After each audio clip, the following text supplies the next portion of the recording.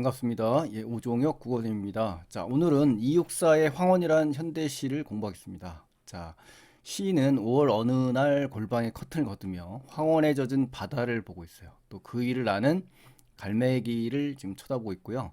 그 골방에 난 창을 통해서 지구의 반쪽까지도 내다보는 그러한 상황이 전개됩니다. 그래서 이 황혼의 이미지를 정확하게 추적하면서 공부를 하시면 좋겠습니다. 자, 첫 번째 연에서는요, 인간의 고독에 대한 인식을 합니다. 자, 보실까요?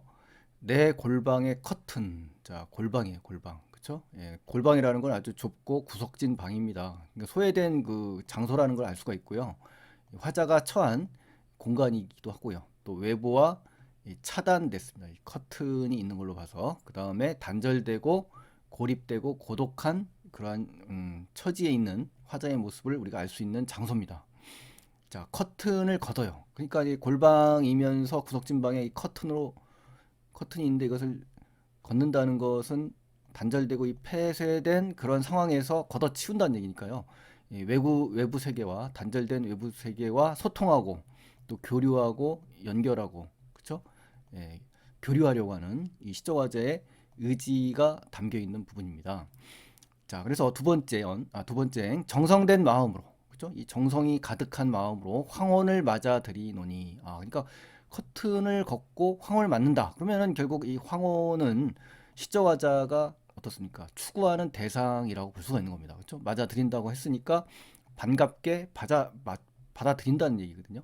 그러니까 이 정성이란 말도 긍정적이죠. 온갖 힘을 다해서 진실되고 아주 성실하고 지성을 다해서 진심을 다하고 성심을 다하고 성의를 다하고 피땀을 흘려서 뭐 이러한 마음이 담긴 게 정성이거든요. 그러니까 이 황혼의 이미지는 긍정적으로 보셔야 되겠고요. 이 황혼은 해가 지고 어스름해질 때, 즉 석양이라고도 하고 저녁 일모라고도 하죠. 그러니까 시간적 배경이 현재 드러난 겁니다. 이 일련에서 바다에 흰 갈매기가 떴어요. 그죠? 그 바다의 흰 갈매기, 자연을 갖다가 이제 비유하는 겁니다. 비유. 색채의 이미지가 나왔죠. 하얀색. 그 다음에 고독한 존재란 말이 이제 외롭다라는 표현을 통해서 이제 우리 유추할 수가 있고요.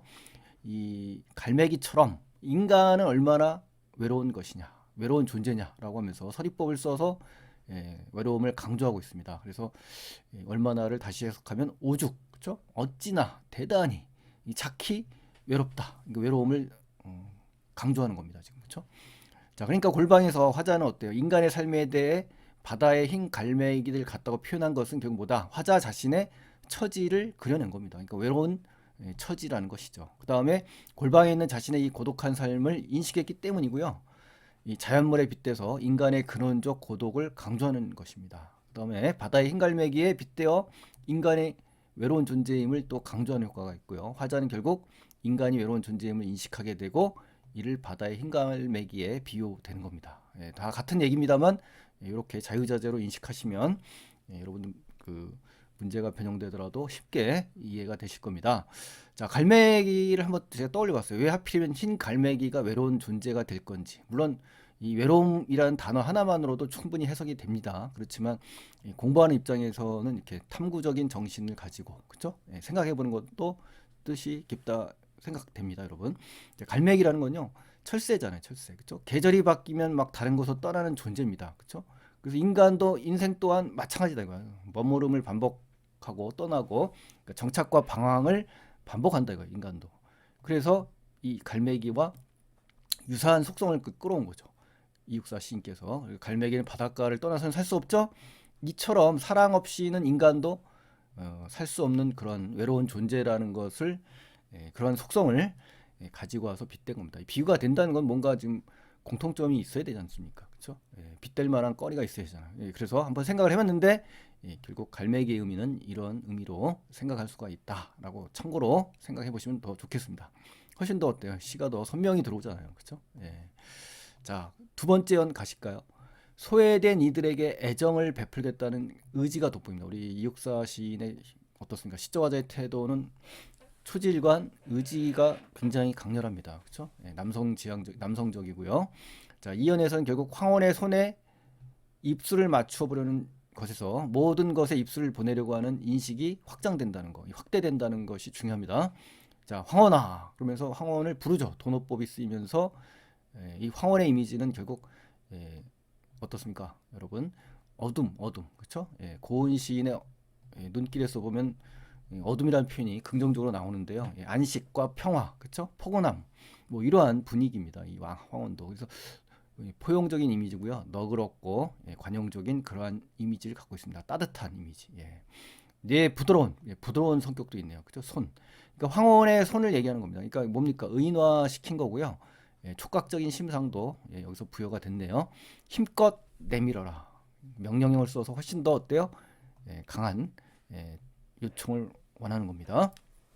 있는 힘을 다해서 내밀어 달라 이거예요. 그러니까 황혼이 어떻습니까? 손이 있겠습니까? 그죠? 손을 내밀어서 힘껏 내밀어 달라고 이야기하는 걸로 봐서 말을 건네는 듯한 이 어투로 표현을 했고요. 의인법이 쓰였고, 힘껏이란 이 부사어를 통해서 뭘 알 수 있어요? 황혼에 기대하는 바를 강조하는 효과가 있고요. 황혼에 대한 화자의 긍정적이고 우호적인 태도를 취하고 있다는 걸 알 수가 있습니다. 또 화자가 따뜻하고 부드러운 이 황혼을 마음껏 느끼고 싶어하는 그러한 모습을 보여주는 그런 부분입니다, 여러분. 자, 내 뜨거운 입술을 마음대로 맞추어 보련다. 그러니까 이 시적화자의 그 입술, 그죠? 촉각적인 이미죠. 따뜻한 입술을 마음껏, 그죠? 키스를 한다는 얘기입니다. 그러니까 결국은 황혼에 대한 화자의 애정을 그려낸 겁니다. 그래서 그리고 너의 품 안에, 이 황혼의 품 안에, 황혼입니다. 안긴 모든 것, 그죠? 이 안겼다라는 표현이 뭡니까? 포용하는 겁니다. 그러니까 많은 것들 수용하고 포용하고 너그럽게 받아들여서 안식과 평화를 주고 있는 겁니다. 모든 존재에 대해서 나의 입술을 보내게 해다오. 그러니까 이제 어둠이 황혼이 갖고 있는 그런 수용하고 있는 그 대상에 나의 입술도 보낼 수 있게 해달라는 화자의 바람이 담겨 있는 겁니다. 그러니까 여기 담겨 있는 것들은요, 화자가 지향점을 우리가 알 수가 있는 거고, 또 애정을 주려고 하는 화자의 소망이 제시되어 있습니다. 이 품 안에 안긴 모든 것들에 대해서, 그렇죠? 또 소외된 존재인 뒤에 나옵니다만 별들, 수녀들, 수인들이 뒤에 나오거든요. 이걸 포용하려고 하는 의지를 또 드러내는 것입니다. 이 부분들에서요. 그래서 여기서는 어떤 의향, 그렇죠? 의지를 다른 표현으로 의향, 뜻, 시적화자의 적극적인 노력, 태도, 능동적인 행동 이런 것들 얘기하는 겁니다. 그렇죠?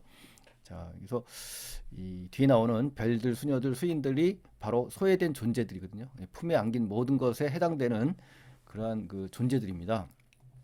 자, 두 번째 페이지 가시겠습니다. 이제 소외된 이들의 구체적인 모습이 이제 나옵니다. 그래서 소외된 대상을 쭉 나열하면서 유사한 문장 구조로서 표현을 합니다. 자, 의지할 가치가 없이 떨고 있는 존재들이 별들이고 수녀들이고 수인들이거든요. 위로받기를 바라는 게 아니다. 시적 화자가 위로받기를 바라는 게 아닙니다. 오히려 사랑과 애정을 보내려고 하는 겁니다. 자, 저 12성자, 우리 이육사 시인, 우리 12성자 많이 나옵니다. 별자리. 황도 12宮에 있는 12개의 별자리를 의미하는 겁니다. 그래서 반짝인다. 시각적인 이미지가 나왔죠. 그 별들에게도, 그렇죠? 그러니까 어둠 속에서도 이제 더욱 신념을 지키면서 반짝반짝 빛나는, 그렇죠? 그러한 존재를 상징하는 겁니다. 그러니까 어둠이라고 한다면 부정적인 그런 현실이지만 그 현실 속에서도 어떻습니까? 더욱 그 어떤 의지와 정열, 그 다음에 열정을 식지 않고, 그죠? 빛난 별들의 모습을 끌어온 겁니다. 그러니까 이제 이 별들도 결국은 어둠에 처해 있다라는 그런 의미에서 어떤 외롭고 소외된 존재로 보는 것 같습니다. 종소리 저문 산림 속 그윽한 수녀들, 수녀들도 어떻습니까? 종소리 저문 산림이라는 것은 어떻습니까? 이 외롭고 고독한 수행을 하는 그러한 그 사람들이잖아요. 이런 면에서 속성을 끌어온 겁니다. 별들, 수녀들, 그렇죠? 수녀는 이제 수도하는 여자입니다. 그렇죠? 청빈하고 정결하고 순종을 서약하고 독신으로 수도 생활을 하는 그러한 사람이잖아요. 그래서 나름대로 외롭고 고독한 존재로 볼 수가 있는 겁니다. 이 종소리는 역시 청각적 심상이 나왔습니다. 이제 시각과 청각, 다양한 감각들이 지금 등장을 하고 있습니다. 또 시멘트 장판 위 그 많은 수인들, 수인이란 건 죄수들입니다. 죄수들에게도 고통받는 이 감옥의 죄인들조차도, 그렇죠? 의지가지 없는, 자, 의지가지 없는 이라는 표현은요, 의지할 만한 곳이나 사람이 없다는 뜻입니다. 아셨죠? 그래서 그들의 그들 별들, 수녀들, 죄수들, 그죠? 수인들, 그들의 심장, 그들의 마음 속에 얼마나 떨고 있겠느냐, 두려움에 떨고 있느냐, 그죠? 영탄법이 쓰여 있으면서 예, 이 별들, 수녀들, 수인들의 연약함을 좀 드러내고 있는 것이고요. 예, 이들에 대한 화자의 연민과 동정이 이 속에 담겨 있는 겁니다. 그래서 별들, 수녀들, 수인들의 의지할 곳 없이 떨고 있는 모습을 강조한 표현이 되겠고요. 화자는 이들에게 입술을 보내고 싶다고 표현하면서 이들에 대한 연민을 드러내고자 하는 겁니다. 아셨죠? 예. 자, 사연입니다. 소외된 이들의 이제 구체적인 모습이 또 한 번 나옵니다. 네. 지구의 반쪽을 타는 입술에 맡겨달라고 하고 있고요. 행상대나 토인을 향한 관심을 화자의 자신의 관심을 드러내고 있습니다. 자, 보세요. 고비 사막, 우리 몽골 고원 중부에 있는 사막입니다. 이 고비, 그죠? 이 낙타 탄 행상대, 그죠? 행상대라는 것은 떼지어 다니는 이제 행상들입니다. 그죠? 우리 그 실크로드 아시죠, 여러분? 예. 근데 이제 중요한 거는 이제 이 행상대들도 어떻습니까? 굉장히 그 고행이죠. 외롭고 고독한 그런 사람들이에요. 또 아프리카 녹음, 자 녹음이라는 건 이제 울창한 숲을 얘기하는 거고요. 여기서 이제 활을 쏘는 이제 토인들, 원주민, 토박이, 그쵸? 이런 사람들에게라도라고 합니다. 그러니까 행상대나 토인도 역시 위에서 열거했던 어떻습니까? 별들, 수녀들, 죄수들, 그쵸? 예, 소외된 대상들을 지금 나열하고 있는 겁니다. 황혼아, 자 반복을 썼죠. 시어의 반복, 소재 중심 제재입니다. 너 부드러운 품 안에 안기는 동안이라도, 그쵸? 예, 부드러운 속성이 나왔어요. 지구의 반쪽, 지구의 반쪽이라는 건요. 소외된 이들이 사는 지역을 지금 상징하는 겁니다. 자, 이 지구의 반쪽의 의미는 어떻습니까? 이 황혼이, 그쵸? 어떻게 보면 지구가 어떻습니까? 한쪽이 밝으면 다른 쪽은 어둡게 되겠죠. 그렇죠? 그러면 이 황혼이 안기는 동안 반대쪽은 어떻습니까? 어둠이 아니라 밝아지겠죠. 밝아진다는 얘기는 황혼의 그 부드럽고 너그러운 품이 아니란 얘기죠. 예, 그러한 의미로 이제 이해를 하신다면 또 이해가 되실 것 같아요. 그곳을 나의 타는 입술에 내맡겨 달라. 그러니까 자기가 화자가 애정을 베풀려는 강한 의지와 연민과 동정을 갖고 있는 겁니다. 그래서 골방에서 지구의 반쪽을 떠올린다는 것은 방의 어떤 개방적이고 확장적인 이미지를 드러낸 겁니다. 그렇죠? 확대, 확충, 개척이라는 의미로 바꿀 수가 있대요. 반대는 이제 축소되는 거고요. 그러니까 결국은 이제 골방 안의 이 작은 공간이 이렇게 개방적이고 확장적인 이미지로 어떻습니까? 발전하는 겁니다. 그렇죠? 그러니까 현실적인 공간은 어떻습니까? 작지만 관념적인 공간은 점점 넓어지는 거. 그렇죠? 이육사 시인의 특징이 그렇지 않습니까? 그렇죠? 예. 골방에 있는 화자가 지구의 반쪽을 떠올린다는 것은 결국 뭡니까? 고립된 공간으로서의 방의 이미지가 아닌 겁니다. 그렇죠? 예. 확대되고 확충되고 개척된 그런 공간입니다. 그렇죠? 예. 이육사의 절정이라는 시에서도 그렇죠. 예. 절정에서 극한의 공간에 극한의 처지에 놓여 있는 화자가 어떻습니까? 거기서 관념적인 생각으로, 그렇죠? 이상을 꿈꾸면서 확장해 나가잖아요. 점점 입지가 좁아지다가 갑자기 어떻습니까? 눈 감고 생각하면서 훨씬 더 넓은 세계로 빠져가죠. 그런 장면과도 유사하다고 생각할 수가 있습니다. 자, 당시 제국주의자들의 판을 친 이 세상에서 시대적 배경으로 볼 때 그렇다는 거죠. 소외되고 억압받는 이 피지배 민족이 많았을 거 아니에요. 식민지배죠. 그죠? 그런 사람들에 대해서, 그런 그 존재들에 대해서 의식적으로, 정신적으로 연대, 그죠? 어떤 그 하나됨을 드러내는 겁니다. 동일시시키는 겁니다. 동병상련의 마음으로. 그래서 화자도 황혼이 된 것임을 스스로 깨닫는 거예요. 맡겨달라는 것은 자기가 화자 스스로 자기 자신이 이 황혼의 그 뜻을 이어받아서 나의 타는 입술로 황혼의 역할을 대신한다는 것을 지금 인식하고 깨닫는 장면입니다. 그래서 외롭고 괴로운 소외된 존재들을 사랑으로 포용하려는 화자의 적극적이고 능동적인 태도가 잘 드러나 있습니다. 자, 오연에 가시면요. 사라지는 황혼이 있어요. 그에 대한 아쉬운 정서가 나왔고 미래에 대한 어떤 기대의식이 드러나 있습니다. 자, 그러니까 5월의 골방이라고 배경이 나옵니다. 아늑함을 느끼고 또 내일도 커튼을 걷어서 황혼을 맞이하고 싶은 열망을 노래하고 있습니다. 자, 내 5월의 골방. 자, 배경이 나왔죠. 시간과 공간적 배경이 뚜렷하게 나왔고요.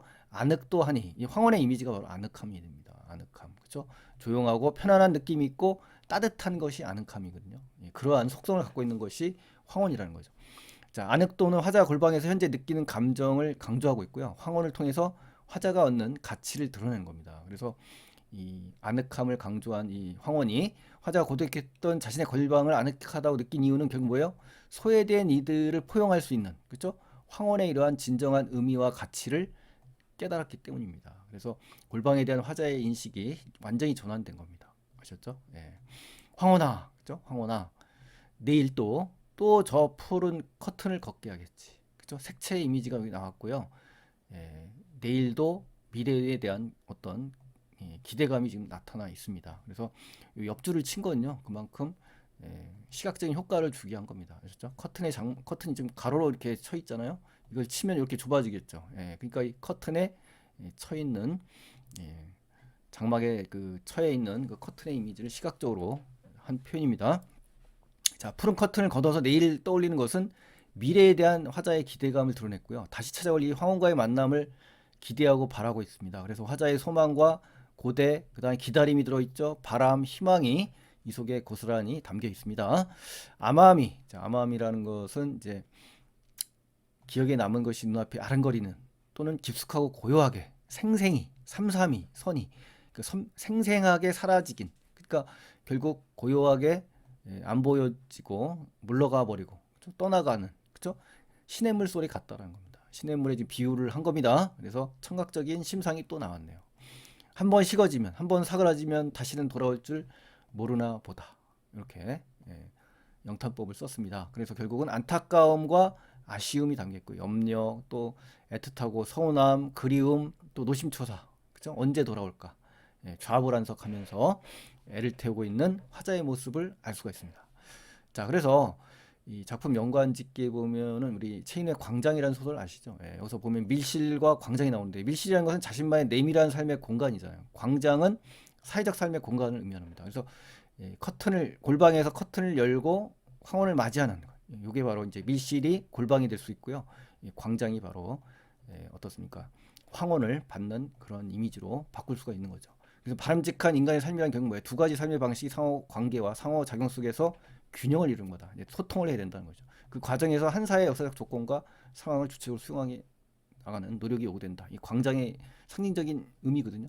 이러한 의미와 이 시와 또 연관 짓는다면 이러한 공간을 가지고 설명을 할 수 있고 또 문제로 변형돼서 비교해서 문제를 출제할 수도 있다는 겁니다. 이런 식의 사고 방식을 갖고 있는 것이 훨씬 더 좋겠습니다, 여러분. 자, 핵심정리에 가시면 이제 갈래 현대시고요. 이제 1933년도에 발표됐고요. 주제는 이제 소외된 이들에 대한 애정과 사랑이 담겨 있고 또 황혼을 통해서 자아와 세계가 동일성을 추구합니다. 성격은 이제 의지적, 희망적, 감각적, 시혜적. 시혜라는 것은 이제 은혜를 베푼다라는 의미고요. 점층적이죠. 점점점 확대되고 있고요. 구체적이면서 열정이 담겨 있습니다. 또 상징적인 시어가 있고요. 독백적인 어조로 이어나갑니다. 자, 표현상 특징에 가시면 첫 번째, 골방에서 맞아들인 이 황혼을 의인화했어요. 또 화자의 관심이 자신에게서 외부 세계로 확장되죠. 그런 과정을 보여주고 있고요. 타자지향적, 이기적인 면이 아니라 타인지향적인 삶의 태도를 추구하는 모습을 동시에 보여주고 있습니다.